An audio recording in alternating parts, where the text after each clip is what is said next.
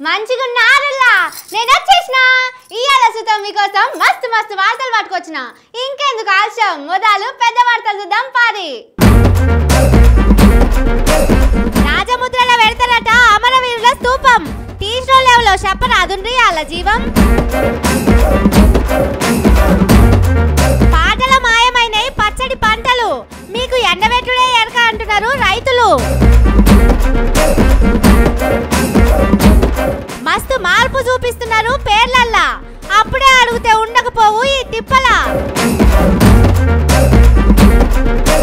బడులల్లా అమ్మొద్దట పుస్తకాలు బట్టలు ఇంకా 4 వద్దులైనాక చెప్పపోయిండ్రు సార్లు మోడీ సార్ చేస్తున్నాడు 45 గంటల ధ్యానం దేవుడా ఈ మతాల పేరెత్తని జ్ఞానం వెనకడికి ఓ ఊళ్ళే జీవం తీసినోడే పోయి పోట్వకు పూల దండేసిందట కాంగ్రెస్ వాళ్ళ కథ సుతం అట్లనే ఉన్నది సంపుడు మళ్ళా పోయి పూల దండేసుడు మస్తుగా అలవాటైంది వాళ్ళకి నిన్నయాటి ముచ్చట కాదు ఓ 50-60 ఏళ్ల సంది ఇదే కథ నడిపిస్తున్నారు మళ్ళా మన బిడ్డలే చంపుతున్నారు మళ్ళా వాళ్ళకే మనం ఓట్లేస్తున్నాం గద్దె మీద కూర్చోబెడుతున్నాం ఇప్పుడు ఇదంతా ఎందుకంటే ఇగో ఈ వార్త చూడుండ్రి ఇది కొత్తగా తయారు చేసిన తెలంగాణ రాజముద్ర తెలంగాణ వచ్చినాక అప్పటి సర్కారు వాళ్ళు ఒకటి తయారు చేస్తే అది మంచిగా లేదని కొత్తది తయారు చేసే కార్యం ముంగటేసుకున్నాడు రేవంత్ సారు కొత్త దాంట్లో అమరవీరుల స్తూపం బొమ్మ పెడుతున్నారట తెలంగాణ అంటే చార్మినారు కాకతీయ తోరణం కాదు అమరవీరులు అందుకే ఆ బొమ్మ పెడుతున్నామని కాంగ్రెస్ పార్టీ వాట్సాప్ యూనివర్సిటీలో పబ్లిసిటీ చేసుకుంటున్నది సరే గాని ఆ అమరవీరుల స్తూపం ఎందుకు కట్టిరో ఇప్పుడున్న కాంగ్రెస్ వాళ్ళకు మరీ ముఖ్యంగా రేవంత్ సార్ కు తెలిసినట్టు లేదు 1969 సంవత్సరంలో తెలంగాణ కోసం కొట్లాడేటోళ్లను పోలీసు వాళ్ళు తుపాకులతోని కాల్చి చంపిర్రు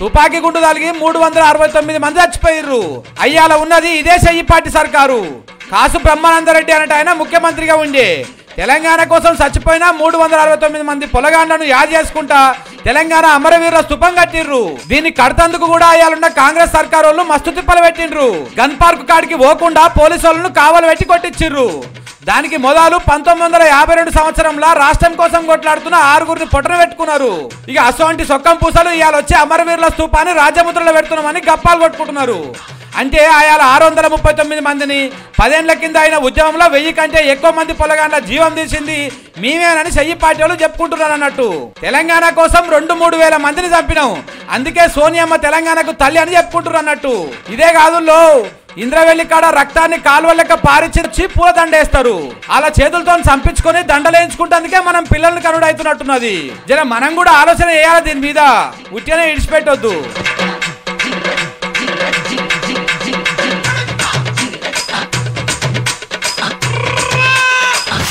తెలంగాణకు కొత్త పాట వచ్చింది రేవంత్ సారు అందరిని దగ్గర కూర్చొని పెట్టుకొని మరి రాయించిండు వారం 10 దినాల సంధి సారు నిద్రన పోతున్నాడో లేదో పొద్దటికెళ్ళి మాపడదాకా పాట మీదనే ఉన్నాడు ఎవ్వరు ఎన్ని చెప్పినా ఆ వీటిని పక్కకు నూకి సారు అనుకున్నదే చేసిండు సార్కు నచ్చినట్టు అందశ్రీతోని రాయించుకొని ఆంధ్రలతోని పాడించుకున్నాడు ఇక రేపు 2 తారీఖు నాడు పాటను విడుదల చేస్తారట మరి ఆ పాట ఎట్లున్నదో మనసుతో వినాలే కదా చలో పండ్రి మన రాష్ట్రం పాట తయారైందులో కొత్త పాట ఇట్లనే ఉంటదని సోషల్ మీడియాలో తిరుగుతున్నది జయ జయ హే తెలంగాణ జననీ జయ కేతనం ముక్కోటి గొంతుకలు ఒక్కటైన కేతనం అగో అదేంది ఇన్నొద్దులు సీఎం సారు వాళ్ళ దోస్తులందరూ కింద మీద పడి ఇంత పెద్ద తప్పు రాసిరేంది ముక్కోటి గొంతుకలట 15-20 ఏళ్ల కింద పాట రాసినప్పుడు తెలంగాణలో 3 కోట్ల మందే ఉండే ఇప్పుడు అది ఏం తక్కువ 5 కోట్ల దాకా పోయింది మర్చిపోయి రాసిరు కావచ్చు లేకపోతే 5 కోట్ల కెంచి ఆంధ్రలో లెక్క తీసేసి రాసి ఉండొచ్చు ఇక ఇంకోటి పచ్చటి మాగాణాల్లో అని పాత పాటలు ఉంటే కొత్త దాంట్లోకెళ్ళి మాగాణాలు ఎగరగొట్టి నేలని రాసిర్రు మాగాణాలంటే మంచిగా నీళ్లుండి పచ్చటి పొలాలుండే భూములు అన్నట్టు ఇక చెయ్యి పార్టీ అధికారంలోకి వచ్చింది కాబట్టి అవి కనిపించకుండా పోతాయని మాగాణాల పదాన్నే వీకేసినట్టున్నారు మొన్నటి యాసంగి పంట చూడనే చూస్తేమి సగం పొలాలు నీళ్లు లేక నెరలిచ్చినాయి ఇవే కాదులో ఇట్లా చూసుకుంటా పోతే చాలా ఉన్నాయి చార్మినార్ పోయింది గోల్కొండ నవాబుల ముచ్చట పోయింది రేవంత్ సార్ కు ఆర్ఎస్ఎస్ మనిషి అని పేరుండే కదా వాళ్ళు చెప్పిర్రు కాబట్టి చార్మినార్ ను పాటలకెంచి తీసేసిండని సోషల్ మీడియాలో మాట్లాడుకుంటుర్రు అంటే చెయ్యి పాటలకెంచి పువ్వు పాటలకు దుంకుడు పక్కా ముచ్చటనేనా అని అడుగుతున్నారు కాకతీయుల గొప్పతనం సుతం పోయింది మరి నువ్వు నీ మనవనికి పెట్టుకున్న కాకతీయ రాజు రుద్రమదేవుని పేరు ఎప్పుడు తీసేస్తావని రేవంత్ సార్ను సోషల్ మీడియాలో అడుగుతున్నారు మొన్నటి ఓట్లల్లో సింగరేణులు అందరూ చెయ్యి పార్టీకే ఓట్లేసిరట ఇక అదే ప్రేమతోటి పాటలకెళ్ళి సింగరేణి అనే మాటను కూడా వీకేసినట్టున్నాడు సారు. తట్టా షమ్మాస్ పట్టుకున్న వాళ్ళంతా మన పాటతోనే ఉన్నాక ఇక సింగరేణిని ఆది చేసుకుంటూ ఎందుకు అనుకున్నాడో, లేకపోతే ఆదాని చేతిలో పెడుతున్నాం కాబట్టి ఇక అది మన లెక్కలో ఉండదని అట్లా చేసిండో మరి. ఇట్లా పాటల శానానే మార్చిండ్రట. వీడికి సగం పాటనే బయటకు వచ్చింది, అందులోనే ఇన్ని దొరికితే ఇక మొత్తం పాట బయటకు వస్తే ఇంకెట్లా ఉంటుందోనని తెలంగాణ పబ్లిక్ మస్తు పరిచయం అవుతున్నారు. మాట మాటకు తెలంగాణ తల్లి సోనియమ్మని అంటున్నారు కదా, మరి ఆయనతో ఆ మేడం పేరు కూడా పెట్టి రాయంది పాటలని ఉద్యమకారులు గరం అవుతున్నారు.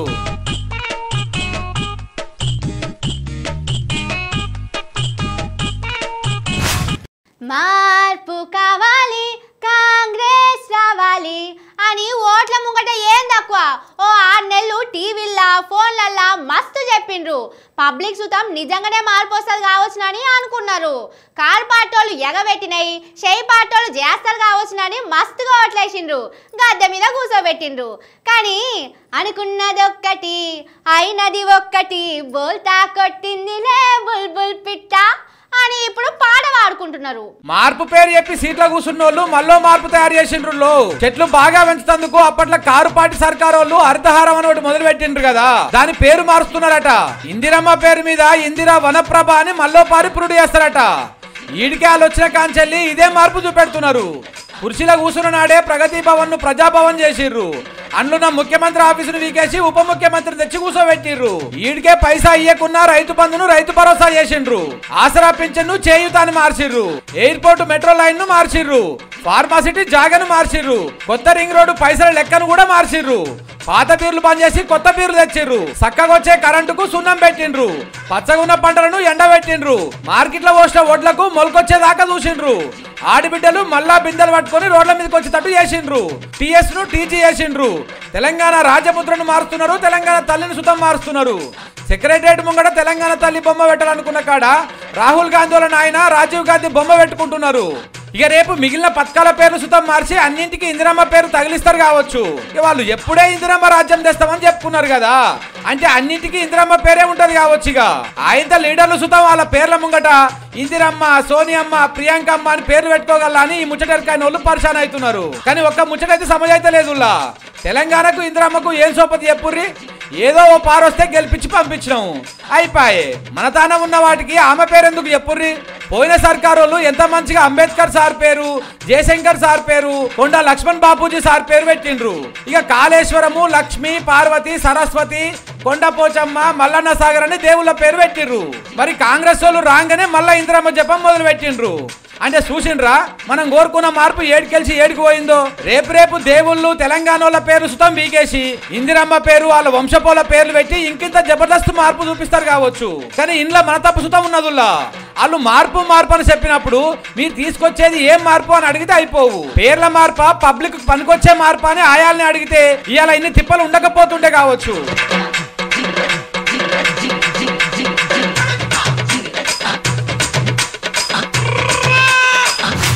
నాకు నచ్చిందే పబ్లిసిటీ, నాకు కావాల్సిందే పబ్లిసిటీ, నేను చేసేది పబ్లిసిటీ కోసమే.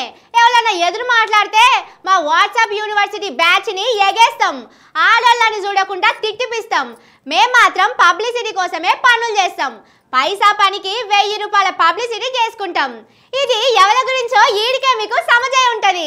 వాళ్ళ గురించే ఈసారి బడులను వాడుకున్నారు. వెనకడికి ఓ పనిమంతుడు చెరువు కట్ట దిగేదాకా చూసుకుంటా ఉండి కట్టదిగి నీళ్ళన్నీ పోయి చెరువు వెనుక పడ్డాక పోయి కట్టబోసిండట. సేమ్ మన సర్కారుల పని సుతం అట్లనే ఉన్నది. పోండ్రి బడులల్లా స్కూల్ డ్రెస్సులు, బూట్లు అమ్మొద్దని సర్కారోళ్ళు లెటర్ విడుదల చేసిండ్రు. ఇక సోషల్ మీడియాలో ఉన్న వాళ్ళ మనుషులు, వాళ్ళ టీవీలు, పేపర్లలో పనిచేసేటోళ్ళు సోషల్ మీడియాలో చిన్నగా జోక్తలేరు. సర్కారోళ్ళు చాలా గొప్ప నిర్ణయం తీసుకున్నారని లావట్టి మొగుల మీద కూర్చోబెడుతున్నారు. కానీ ఇప్పుడు కదా వెనకటి లెక్క ఉన్నదుల్లా. ఏప్రిల్ నెలల్నే, జనవరి నెలల్నే అడ్మిషన్లు అయిపోతున్నాయి. ఏప్రిల్కి వచ్చే వరకు అన్ని గొన్నుడు సుతం ఓడిచిపోతున్నది. మొదటి ఏడు చదువు ఒడవక ముందే ముంగడి క్లాసులకు పుస్తకాలు, పెన్నుల కాంచెల్లి బూట్ల దాకా అన్ని కొనిపిస్తున్నారు బడులోళ్ళు. బయట 100 రూపాయలుంటే 400 వసూలు చేస్తున్నారు. పోయిన నెలల బడులు బంద్ అయ్యే వరకు సగానికి ఎక్కువ బడుల్లా అన్ని కొనిపించిండ్రు. అన్ని ప్రైవేటు బడుల్లా ఇట్లనే అవుతుందని సర్కారోళ్ళకు సుతం ఎరికే. అయినా గానీ ఇంకో 10 రోజులు పోతే బడులు షాలైతే అనగా సందర్భంగా ఓ లెటర్ ఇచ్చి మస్తు పబ్లిసిటీ చేసుకుంటున్నారు. ఇంట్లో ఇంకో ముచ్చట సుతం ఉన్నది. బడులల్ల పెన్నులు, పెన్సిళ్లు, కాపీలు మాత్రం అమ్ముకోవచ్చట. కానీ బయట రేటుకే ఇయ్యాలని సర్కారోళ్ళే చెప్పిండ్రు. గమ్మత్ ఏందంటే బడుల్ల పుస్తకాలు అమ్మేదే అడ్డికి 1,000 వసూలు చేయడానికి. అసొంటోళ్లను తక్కువ ధరకు అమ్ముకోమని చెప్తే ఊకుంటారా? బట్టలు, బూట్లు వద్దన్నోళ్ళు పుస్తకాలు, పెన్నులు సుతం వద్దని చెప్పాలే కదా. అన్నిటికంటే గమ్మత్ ముచ్చట ఏందంటే ఇది ఒక్క హైదరాబాద్ వాళ్ళకేనట, జిల్లాల గురించి కాదట. కానీ సర్కారోళ్ళు కాగితం ఇచ్చుడు, అలా టీవీలోళ్ళు, పేపరోళ్ళు ఆహా ఓహో అని వార్తలేసుడు, సోషల్ మీడియాలో జాకీ పెట్టి లేపుడు మంచిగానే ఉండదు పోన్రి.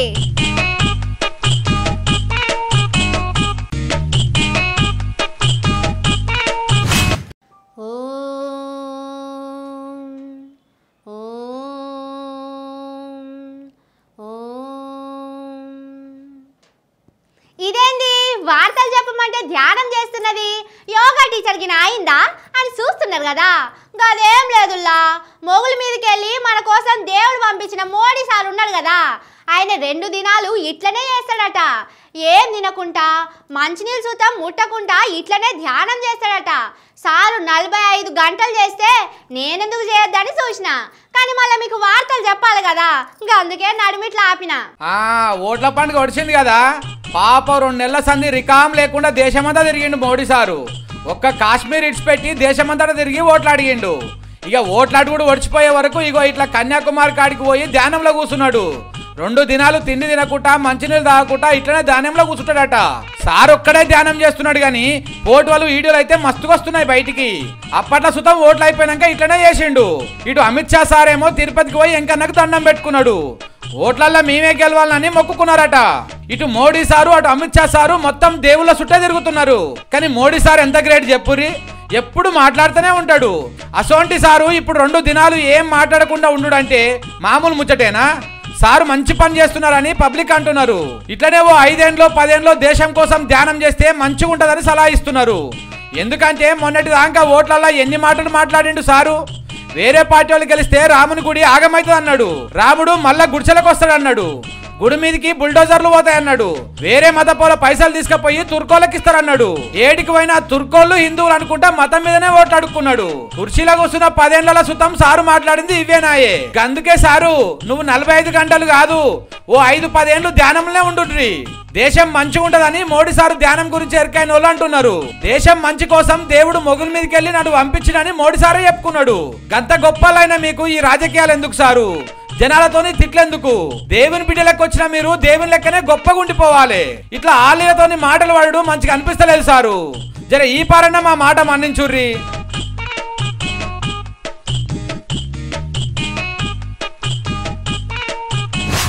ఈ వార్త చదువుకునేటోళ్ళు తప్పకుండా చూడాలి. 10వ తరగతి 12వ తరగతి చదివేటోళ్ళు అయితే ఖచ్చితంగా చూడాలి. ఎవరన్నా మీ దోస్తులు ఇప్పుడు చూడకపోతే యూట్యూబ్లో సుతం పెడతాం, ఆ వెనక తీసుకుపోయి చూపిండ్రి. చూపించుడు మాత్రం మర్చిపోవద్దు. ఇది అంత ముఖ్యమైన వార్త. పొలగాన్లే కాదు, వాళ్ళ అమ్మ నాయనలు కూడా మరవకుండా చూడాలి.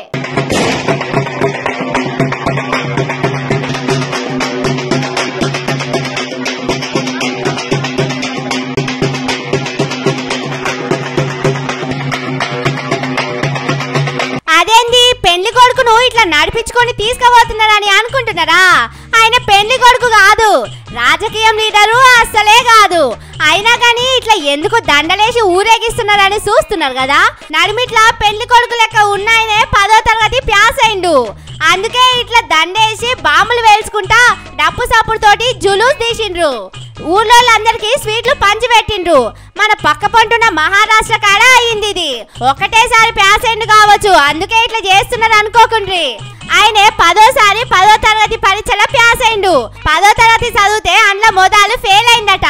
అటెనక 2018 సంవత్సరం కాంచెల్లి ఆగకుండా రాస్తూనే ఉన్నాడు. ఈడికి 10 మాటల పరీక్ష రాస్తే ఇగో ఇప్పుడు ప్యాస్ అయిండు. ఇట్లా ఊళ్ళోళ్ళందరూ కలిసి జోర్దార్ జులూస్ తీసిండ్రు. కానీ మన తాన చూడుండ్రి, 10లో ఒక్కసారి ఫెయిల్ అయినందుకు 11, 12వ తరగతిలా ఒక్క దాంట్లో ఫెయిల్ అయినందుకు చాలా మంది పొలగాన్లు జీవం తీసుకుంటున్నారు. అమ్మాయి నాయనలు ఏమన్నా అంటారేమోనని భయానికే చాలా మంది పొలగాన్లు చనిపోతున్నారట. ఈ ఏడు కాకుంటే ఇంకో ఏడు పరీక్ష రాయొచ్చు, మంచిగా చదివి ప్యాస్ కావచ్చు. కానీ పానం పోతే మళ్ళీ వస్తుందా చెప్పుండ్రి. ఫెయిల్ అయినా నేను బతకా అని మనసులో పెట్టుకున్నోళ్ళు ఎవరన్నా ఉంటే తీసుకుపోయి ఈ వార్త చూపిండ్రి. ఈ అన్న గురించి చెప్పుండ్రి. 10 సార్లు రాసి ప్యాస్ అయినందుకు ఊళ్ళోళ్ళందరూ సంబరం చేస్తున్నారు. మన ఇండ్ల సుతం అట్లనే ఉండాలి. ఒక్కసారి ఫెయిల్ అయిందని పొలగాళ్ళలు మాటలు అనొద్దు, దగ్గరికి తీసుకొని మంచిగా చదివియాలి. మళ్ళోసారికి వాళ్ళే ఫస్ట్ క్లాస్ లో ప్యాస్ అవుతారు.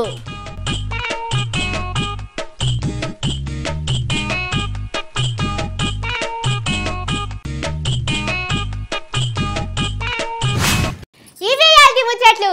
ఇంకిన్ని మస్తు మస్తు ముచ్చట్లతోటి రేపు కలుస్తా. ఉంటాయిగా.